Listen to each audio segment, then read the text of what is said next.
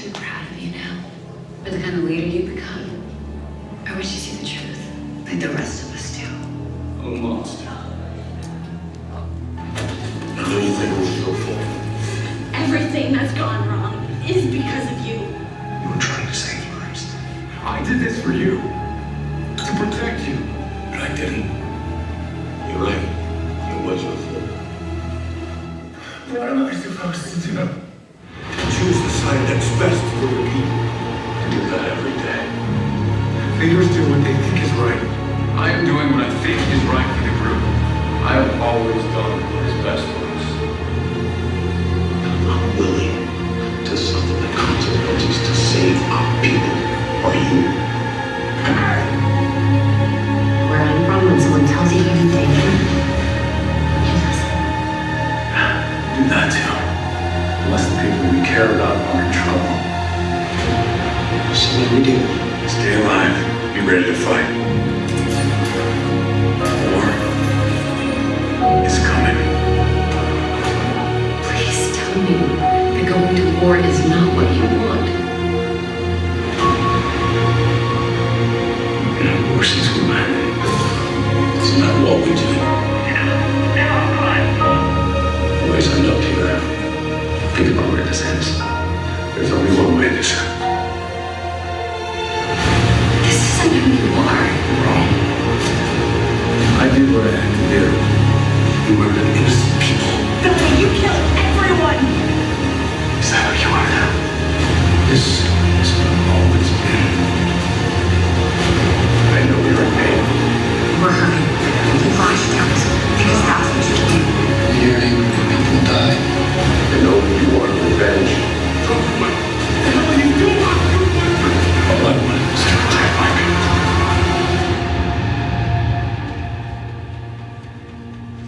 Why are you doing this? I have my reasons. Nobody gives a damn about your reasons because they are your reasons.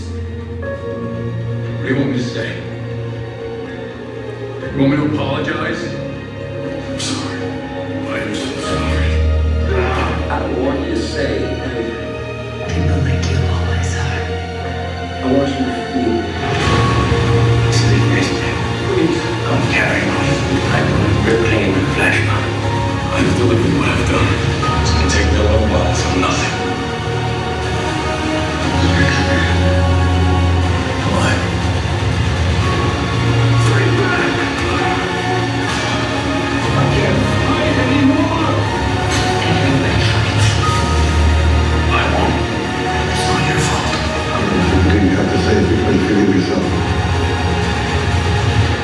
I'm so sorry. I didn't protect you. Bellamy, you saved me. You turn the page, and you don't look back. You do better today than you did yesterday. You did? You did do better. I have to believe that mattered.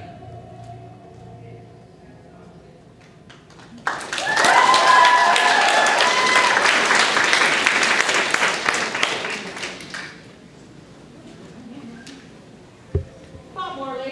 Hey guys!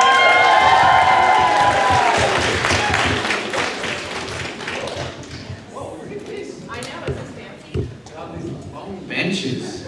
Well, basically what happened was the party happened and no one cleaned it up, so we just kept the right. stage. I see. Yes, that's why there's some red carpet ropes and plants over there. Oh, Yes. fancy. It's kind of good, we just went with it. Hey guys, how are we all? Woo! I hope you got enough rest last night. It was a lot of fun. Yeah, I'm here. I slept through my alarm this morning. Had a fantastic panic attack with my meet and greet group. And but thank you for being so kind to me. But now I feel like I'm finding a rhythm. I ate a muffin, feel better.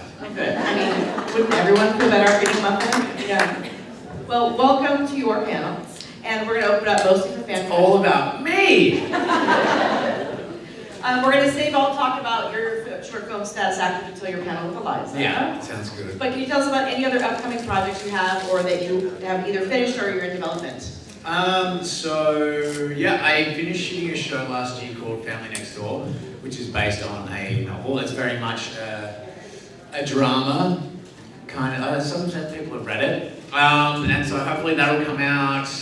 I mean, it will come out this year, and I think it will make it to the States and internationally. It's a show done by Emma Freeman, who's an incredible Australian director. Bella Heathcote's in it, and also Teresa Palmer, who people might know from Warm Bodies and a million other things. So yeah, so it was cool working with those guys. So that should be out this year. Directed and wrote a short film called Status Active, which will be hopefully doing the festival circuit this year. So they've got their own Instagram thing, so if you want to follow along there and see, hopefully we'll be at a city near you guys. And then, yeah, developing another short film for Eliza to direct, and then also working on development of Status Active, the feature. And then doing some more directing later this year. Yeah, I was going to ask about directing. Are you doing any stateside or mostly in Australia? In Australia, yeah, like it's been after the 100, I was like, all right, cool, I want to go and direct a bit more in the States. Then this thing called COVID happened. And so there's a shadowing program. And so like you would go and you'd shadow on a show and learn from another director, and then you'd fold into their kind of directing repertoire of people who are doing things. That was one program that got cut when COVID hit. And so that kind of the pathway through directing in the States like stopped there. You know, I was taking meetings with Project Blue Book and How to Get Away with Murder, and was kind of like lining up to do other things. And then I became a dad, and so that kind of took up a lot of my bandwidth. And then this year I was like, okay, I'm ready to get back into it. So, yeah. Excellent. Well, I know you all have a lot of questions for Bob, so there's a microphone in the middle. Line up and ask away. Hey, mate. Of course, Tim, let's go. Hello. Good morning. Good morning. I got 2 questions. What was your favorite scene to act? My favorite scene to act in was probably when Bellamy and Clark were going over to Luna's oil rig, and it was Bellamy and Clark talking about forgiveness and how it's hard for the Blakes. There was just something special about that scene for me. I think because it's pretty rare for Bellamy to be so open and vulnerable and talk about things that really matter to him and not just about the world ending. It was a really nice two-hander, so just 2 people in the scene, mostly until the frogmen turn up. And I don't know, it was just such a quiet night, and yeah, there was like a synergy to that scene, and there was just like the lake was lapping and all that stuff. So that was one scene that I really enjoyed. There are some scenes that I love watching, like fight sequences and stuff like that, but they take about 12 hours, so it's not like, oh, I'm loving this. I love it for the first hour. And then, yeah. Hey, man, one more question. Can you say Mary Big and Bellamy voice? I just want to hear it. I knew you were going to ask me that, and I was going to answer as Bellamy, but may we meet again.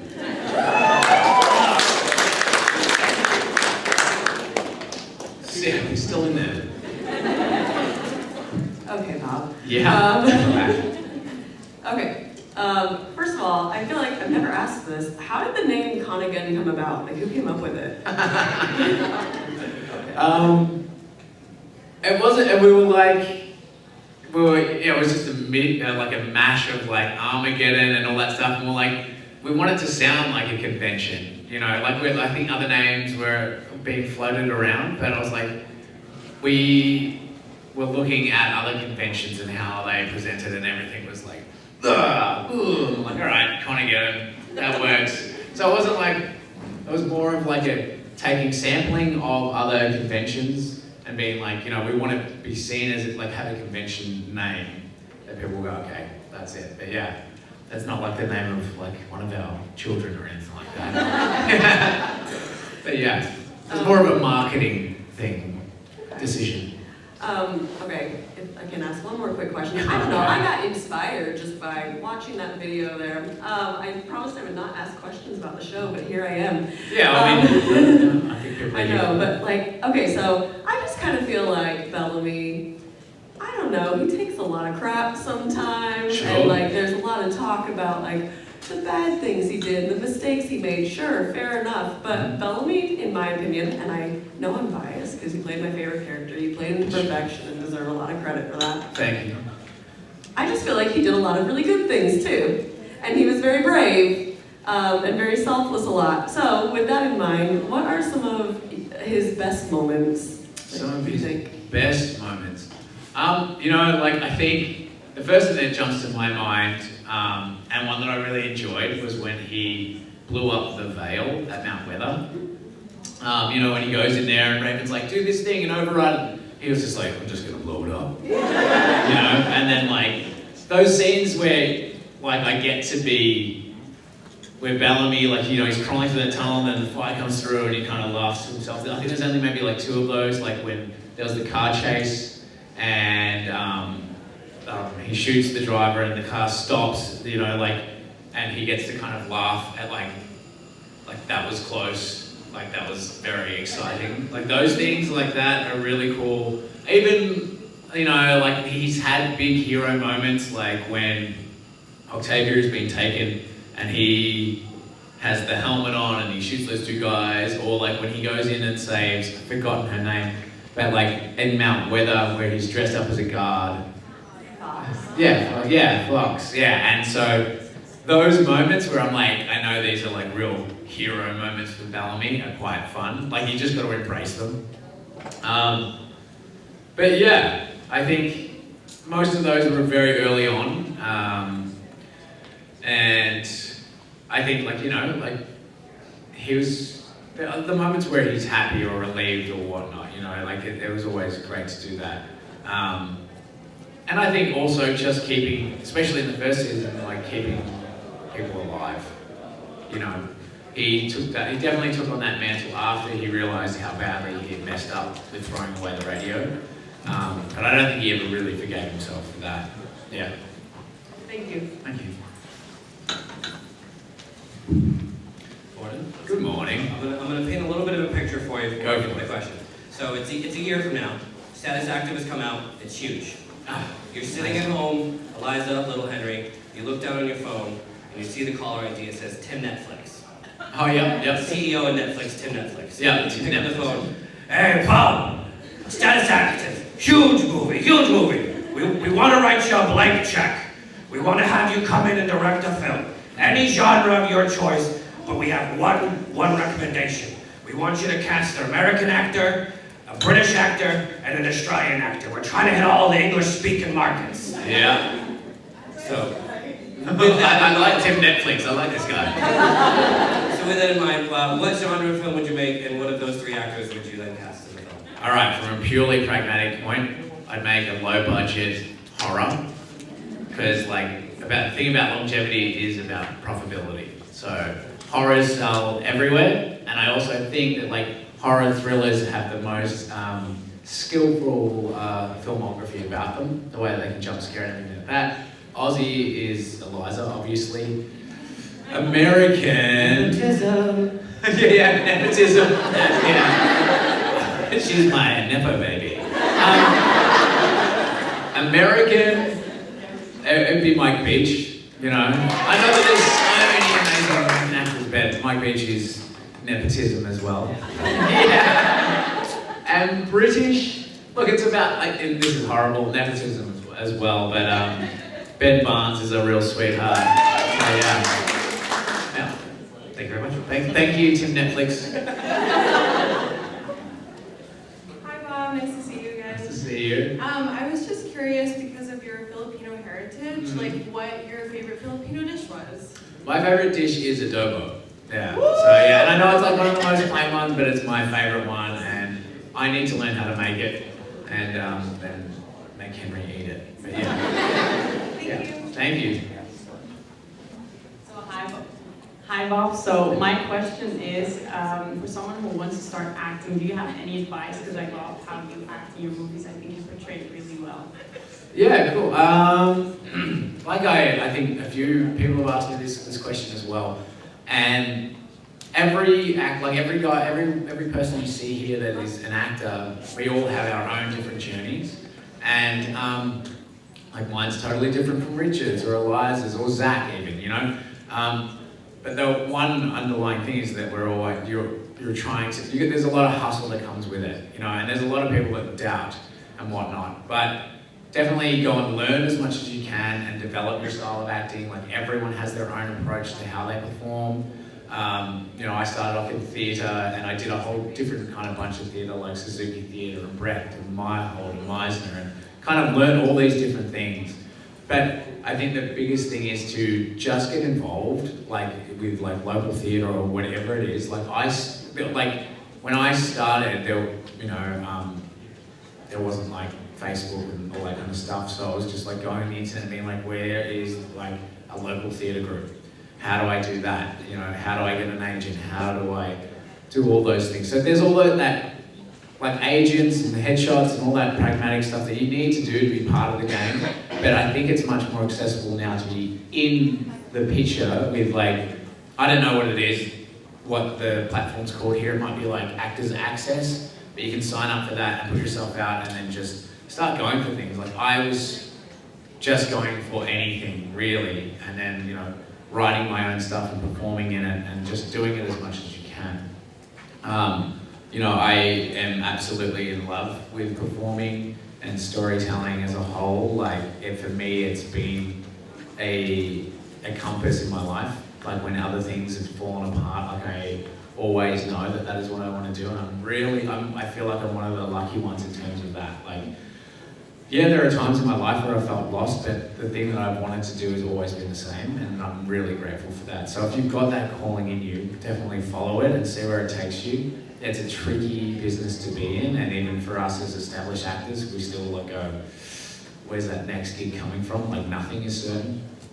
But just get involved. It's a scary thing to do. Like, all of us actors here and everyone else that wants to do it in the creative field are risk takers, and so you've got to embrace that and know that it's terrifying, and just keep working towards it. But it's a scary thing to do, but if you love it, just pursue it and find your way. You know, that's all I can say. Is just, Thank you. Yeah.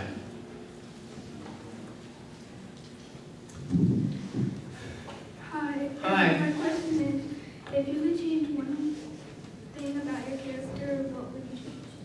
If I could change one thing about my character, I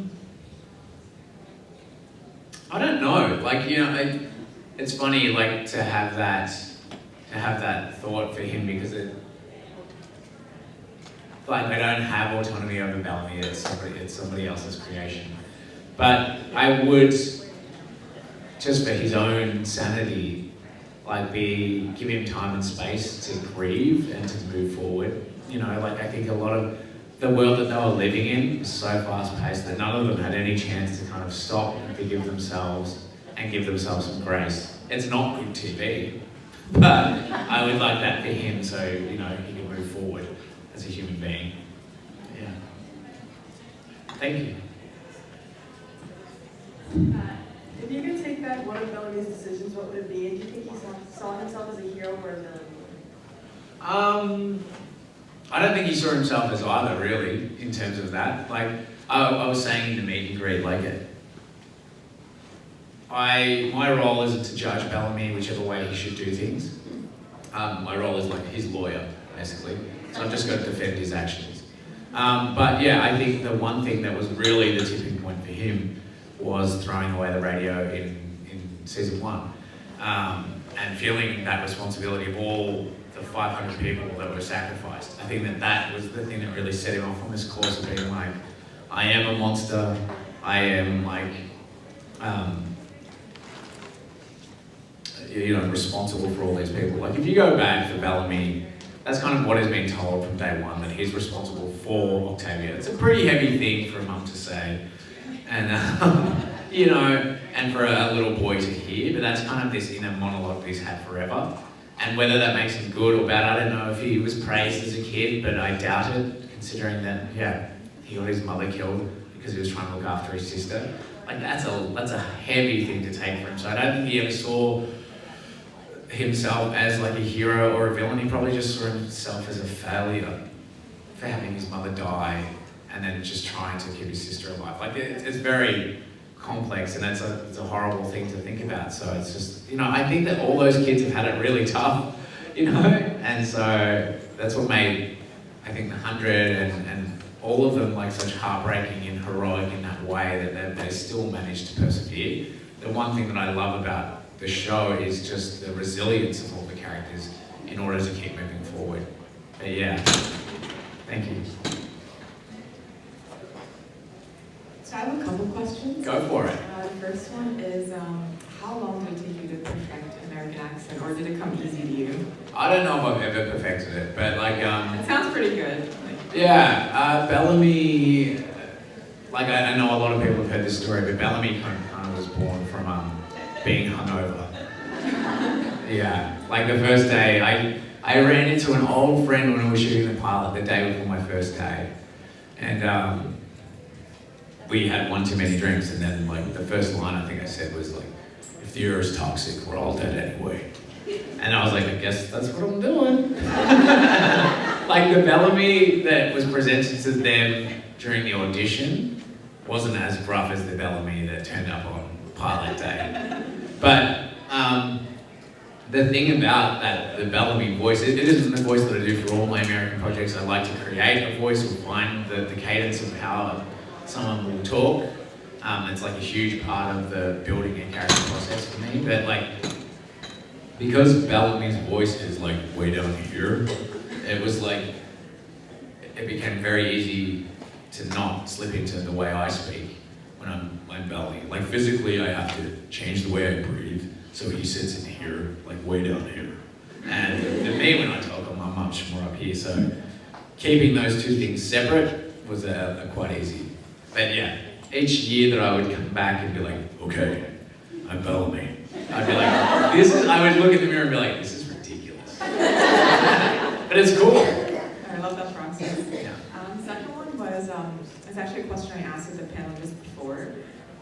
But do you know of any like deleted storylines or scenes that didn't make it into the show, or that you would have wanted to be in the show? I don't know about storylines, but there's definitely scenes and lines. Like I was just Richard. Like I was talking to him yesterday about it. But in the episode I directed, I had one day. It started off. I had one day with the techno crane. So the techno crane is like a crane that can move back and forth. It's like 40 foot of crane that can move back and forth, like extend and and move around with a movable head on it. So I had one day with that, and then as time went on, other directors took it. So I had half a day, and then I had one scene. And so with the one scene that I had to build this one-er. So one shot for the entire scene, and it was for Richard walking through Sanctum and kind of checking it all out and seeing it vandalized and everything like that. And so I built this shot, so it would went over the lake and came up and found him, he'd walk past it and we'd drift up, see the top of it, it'd come back around, and then we'd be behind Richard as he walked up to the stairs of Sanctum. And I was really like proud of that because my time frame was getting smaller and smaller and smaller, and I had to kind of adapt on the day and be like, all right, this is the shot and this is what we're doing. And unfortunately, that was cut, but in my version it was there. And there was also another thing with Richard, unfortunately, that was cut in my episode, where there was a line where Richard was like, he's getting taken away, and Jared and Tati, they're in a prison cell, and he says to them just before he leaves, he says, get me a cookie. And I was like, Richard's like, what does this line mean? And I was like, it's so silly. And I was like, I know. And I was like, but what if we make that the most important line in this scene? And he fucking nailed it. And I was like, it has to stay. And it was in my cut, but it was also cut there as well. Yeah. Thank you. Thank you. No worries. Good morning, afternoon, whatever we are. I love your jacket. Thank you. So my question is regarding Roman history. So Octavia is named after Augustus' sister. Yeah. Augustus is known for bringing peace to Rome. Uh-huh. How did Bellamy's knowledge of Roman history kind of inform your decisions on creating that character and developing his storyline as you went on? Well, I mean, I know that it was like initially put in there, and then like the Iliad was thrown in there. But like for me, Bellamy is really, like he's that tragic hero, so I pulled more from like just what I had in front of me. His interest in Roman history, I didn't pay that much attention to. I get asked a lot about it, and I was like, look, Bellamy for the most part is based on my brother and my relationship with my brother. So yeah, it's more my own creative interpretation, and I was like, oh yeah, and he also likes Roman history. You know, yeah. So I hate to disappoint people that, you know, I take my job seriously, but I was like, that's one part that I didn't fold into the Bellamy lexicon. Yeah.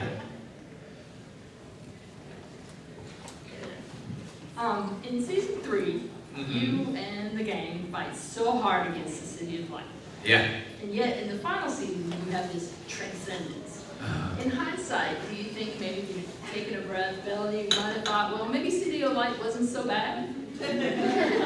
Possibly. You know, because it's like you have like this fake words where it's just like transcendence, you don't have a body. Yeah. I think that, like, I think it's about choice, though. True. Yeah. I get that. I know there was a lot of brutality out in the real world, but Yeah. you could have gotten everybody in there. I think maybe if you went to the City of Light, you'd be like, you know what, this ain't so bad. But Bellamy never goes there, right? No. Yeah. No, but I think he saw what it did to his friends, and it does come down to that freedom of choice, I think, between the transcendence. And not that it's like, I don't know, I haven't seen season 7, but I just know that for Bellamy it was a choice to become enlightened and to choose to let go of things. Right, yeah. You know, whereas City of Light really seemed like it was a bit of a wolf in sheep's clothing type situation. Yeah. Yeah. Okay, great. Hello. I was wondering if there will be a ConAgeddon section. Oh boy. So every bloody Sunday. And it's always like, Zach will be like, ask Bob. And then like, I can't give you an answer now. It's always a wonderful thing. And whenever we are organising, I'm like, it's got to be the last one. And then we come here and you guys are having such a great time. And it is such a great feeling. And I love that we get to put this on. So, you know, everyone makes me feel like that. And so, yeah, there'll be discussions for sure. Yeah, every year. Every year it's like, but it was good. And, you know, everyone made a lot of people happy. And so, yeah, it's definitely a discussion to be had. But I think for us, we need to find something for you guys that you guys will really enjoy as well. You know, so. And then I just wanted to say thank you for giving everybody and myself the most awesome weekend ever. Oh, yeah. No. I really think that a lot of it is you guys and the community that you bring in and just how welcome everyone feels. So thank you for being such an amazing group of people, and we're happy to facilitate that for you guys. Thank you. No, thank you. Hello. So in season 6, you, Eliza, and Richard had a fight scene. Was Yeah. that fun to film, or was it challenging? I had just had knee surgery. Yeah. So I was, hey! And I was supposed to have 3 months of rehab. I had 2 weeks. So it was very hard. I mean, I love doing fight sequences. I love getting into character, but that was the point after that day that I was like, I like from season 6 onward, like I couldn't walk. So yeah, when I was like, oh, I'm going back to work, oh, I'm doing a fight sequence, that was probably the hardest one for me. And then it kind of set the tone for the rest of season 6 for me. So yeah, I love doing them, and you know, anyone who is active or gets an injury and then you can't do those things that you love, it is really tough. Like any sort of injury, it becomes an emotional journey as well. When there's that thing that you love doing, and I love being active, and I love fight sequences, but I couldn't do my job. And it's very tough. So it's a cool fight sequence, no doubt. But yeah, that was like the beginning of the end for me. Yeah. And I think even if you watch that episode and you watch it closely, you can see, I told them, I was like, guys, I've still got my knee brace on. It says Hollywood Emergency on it. And if you go back and watch it, and I was like, guys, I think it's in frame. They're like, oh, it won't be, it's out of frame. I was like, I'm pretty sure it will be. And I think if you watch back, maybe episode 1 of season 6, you might be able to see the Hollywood Emergency knee brace that I'm wearing. Yeah. So there you go. Thank you. That's just the honest truth. I loved working on the show, but that was kind of, yeah. Hi there. So I personally love Bellamy's character as far as progression goes. You see him go from kind of like a raw adolescent to conflicted young adult to a man. And I appreciate that, especially the brotherhood standpoint. But he has some season 3 and season 7 are kind of maybe abnormal for his character. But I was just wondering, as far as seasons go, what's your favorite and least favorite versions of that? I love season 1 Bellamy. I know, and it's a bummer that I needed to take time off in season 7 because I know it was going to be a return of season 1 Bellamy, of that kind of badass leader, because I'd been saying, hey, when are we going to get to do that again? And then they were like, yeah, season 7, that's the one. And then I was like, hey guys, actually, I need some time off. Season 1 Bellamy, I love being the bad guy because my character never sees himself as bad, like I was saying before, I'm the lawyer for that character. And I also really love season 3 Bellamy. I think you need to kind of look at the lens in which, and I was talking about this the other day, the audience is seeing the story from a certain point of view. Whereas I don't, I just see it from Bellamy's real world. And if you look at what Pike was, and I know he was the big bad of that season, but ultimately he was the chosen person to lead Sky Crew, and Bellamy is a Sky Crew, through and through. And so, yeah, in his eyes, he was doing the right thing. One thing that I do find funny though is there was a scene where I think all the tribes get together at Metropolis,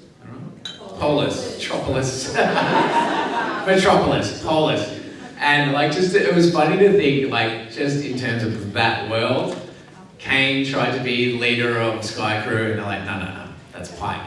And then we get to Polis, and they're like, who's gonna lead Sky Crew? And Kane's like, I'll do it. And they're like, no, not you. Let's get Clark. It was just hilarious with him, and I was like, Kane is hilarious, consistently I can do it. And everyone's like, no, she'll do it. We just had an election, Kane, and we said, not you. And then he comes to Polis, he's like, but me. And we're like, not you. So I just think Kane is one of the funniest characters to me. Thank you. Thank you. And I wish Ian was here, Henry was here for me to tease. Hi, Bob. I was wondering, what is your favorite plot twist for both Bellamy and the entire cast? Plot twist. I think I mentioned it yesterday, but we never talk about it. Is that Bellamy was right about the nightclub, and they could have stayed on Earth. They didn't need to spend 6 years up in the tin can. But no one ever talks about it. Plot twist. Or just plot twist, we're not going to talk about the fact that you were right about this one, we all could have stayed. But that being said, one thing that I was like, this is super weird, is there's a scene where we tap into the Allegis radio, and there's one person alive down there, and they're following her, and it's Clark. But Bellamy thinks that Clark is dead. And so when they're like, oh, and she's pretty, Bellamy's like, oh, we gotta get down there. But he must have been thinking that that was Octavia. And he's like, that's a little weird, Bellamy. But yeah, my sister is hot, okay, guys? Objectively, I know she's my sister, but she's hot, so we have to get down. Plot twist. Thank you so much. Thank you. Oh, we have 10 minutes. Okay, I'll try and be. Yeah. Hello, Bob. How are you? Good. How are you? So this is the first time I'm meeting actors. I'm having a great time. Good. We're normal people. I I finished the show just 2 days back. Oh wow. I'm the most freshman. Yeah. So my question to you is that this show is all about friendship for me. Yeah. Enemies are going to become friends, haters are going to become lovers. Just be in the situation. This is the message which I take from the show. That's fantastic. Your acting is amazing. I love your acting. In the season 5, in the last episode, you say a line to Clark. Clark, do what you want to do. I'm not leaving my friends. Yeah. And then you wait for Murphy, the guy who was your biggest hater in the first show. Yeah. My question to you is that in 7 years, when you played the role of Bellamy, how did it impact you as a friend in real life? Yeah, look, I think that there's, especially when we do a convention like this, and like every bloody time that me and Marie do a panel, it's like, I really care about these people, and we went through it for 7 years. Like there's been their ups and downs, but like we have shared something and we've created something that we can be proud of, that I have a genuine place in my heart and I care about them. And yeah, it's... And we feel that care. Yeah, thanks. Yeah. Definitely. Yeah, I'm very lucky to be in the position that I'm in and have gone through that stuff with all of my castmates. So. And I have not gone to any convention in my life. This is the first one. Oh, well, welcome. Yeah. Thank you. And I've talked to a couple of the people here, and they told me they have gone to many other conventions of TV shows and movies, but this is the one which is the most homely vibe in which you can connect really well with the crew. Yeah, well, I think it's a lot to do with these guys here sitting in front of you as well. So thank you everyone who's here, and I'm glad that you've enjoyed your time here. Thank you very much. Thank you.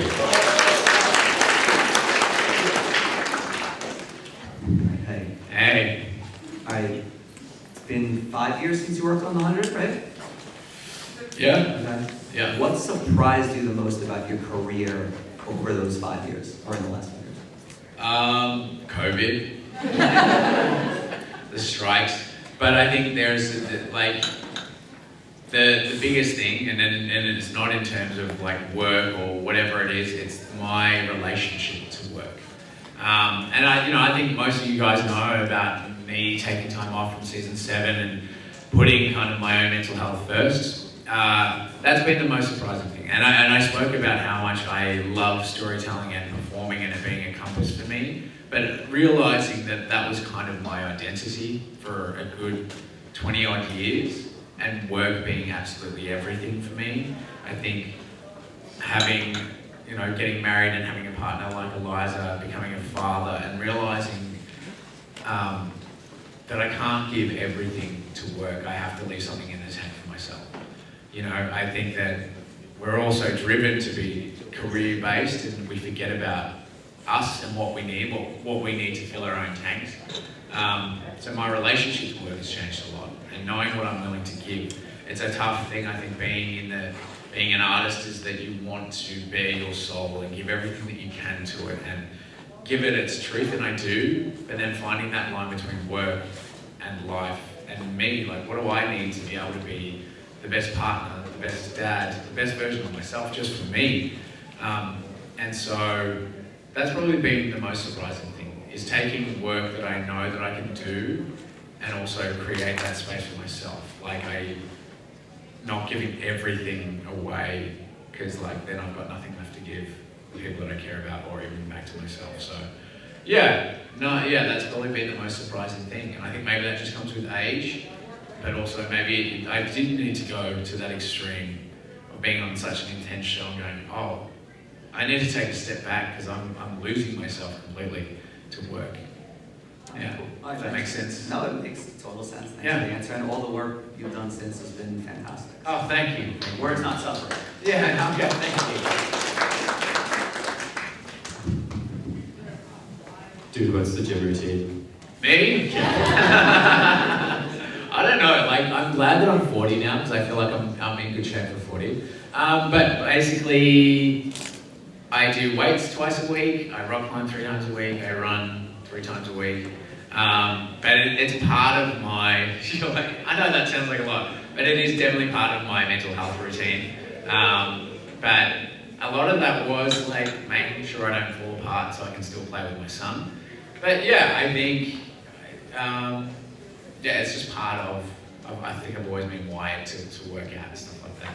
And thanks, man. Yeah, you know. Yeah. Basically, I do weights so I don't fall apart. Like, I think strength training is really important, not only for your mental health, but just for your longevity. I think I forgot about that. Well, I didn't realize that until you start getting older. So yeah, it's really important. And it's not my life, but it's something that I definitely make sure is factored into all the other things that I do. Yeah. Do I have time for one more? I don't want to just finish on being like talking about how swole I am. Yeah. Okay. If you had to replace algae and make algae not war, what would you replace algae with? As a saying? As a saying, or as, you know, a motto or action for bringing harmony in the world. Bringing harmony in the world. Ooh. Richard said, shoot whiskey, not guns. Oh, that's pretty cool. Oh, jeez. Tasia, if you want to go in the other direction, just to take the pressure off, said, make Nutella, not war. Make Nutella, not war. You know, like... Oh, boy. Oh, boy. Yeah, Zach said make children. Make children. Yeah, he said he wanted 1 million children.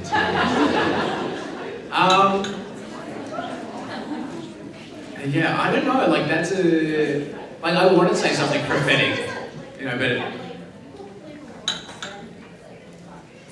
yeah, I would be like,